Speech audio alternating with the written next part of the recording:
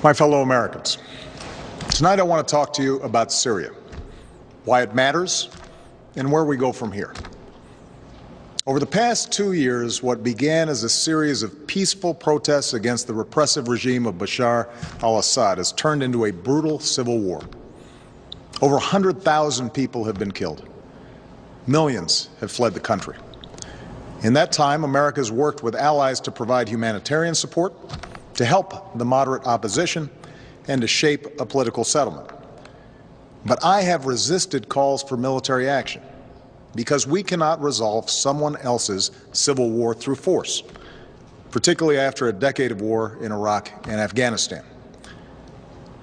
The situation profoundly changed, though, on August 21st, when Assad's government gassed to death over 1,000 people, including hundreds of children. The images from this massacre are sickening. Men, women, children lying in rows, killed by poison gas, others foaming at the mouth, gasping for breath.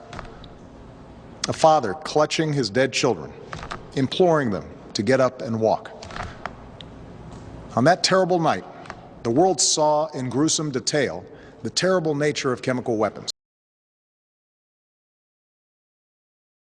Declared them off limits, a crime against humanity, and a violation of the laws of war.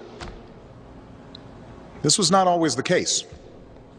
In World War I, American GIs were among the many thousands killed by deadly gas in the trenches of Europe.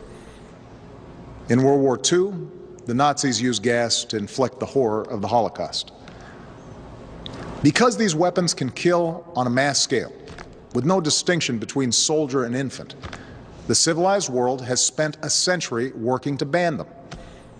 And in 1997, the United States Senate overwhelmingly approved an international agreement prohibiting the use of chemical weapons, now joined by 189 governments that represent 98% of humanity. On August 21st, these basic rules were violated, along with our sense of common humanity. No one disputes that chemical weapons were used in Syria. The world saw thousands of videos, cell phone pictures, and social media accounts from the attack. And humanitarian organizations told stories of hospitals packed with people who had symptoms of poison gas. Moreover, we know the Assad regime was responsible. In the days leading up to August 21st, we know that Assad's chemical weapons personnel prepared for an attack near an area where they mix sarin gas. They distributed gas masks to their troops. Then they fired rockets from a regime-controlled area into 11 neighborhoods that the regime has been trying to wipe clear of opposition forces.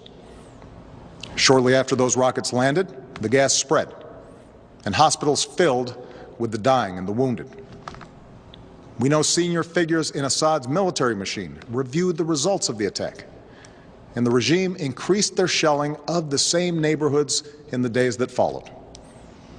We've also studied samples of blood and hair from people at the site that tested positive for sarin. When dictators commit atrocities, they depend upon the world to look the other way until those horrifying pictures fade from memory. But these things happened. The facts cannot be denied. The question now is what the United States of America and the international community is prepared to do about it.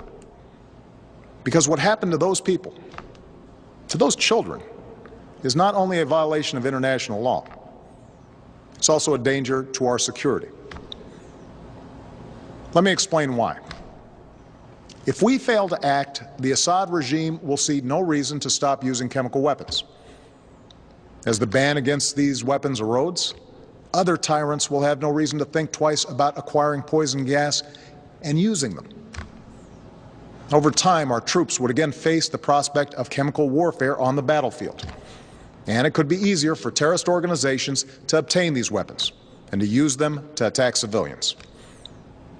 If fighting spills beyond Syria's borders, these weapons could threaten allies like Turkey, Jordan, and Israel. And a failure to stand against the use of chemical weapons would weaken prohibitions against other weapons of mass destruction and embolden Assad's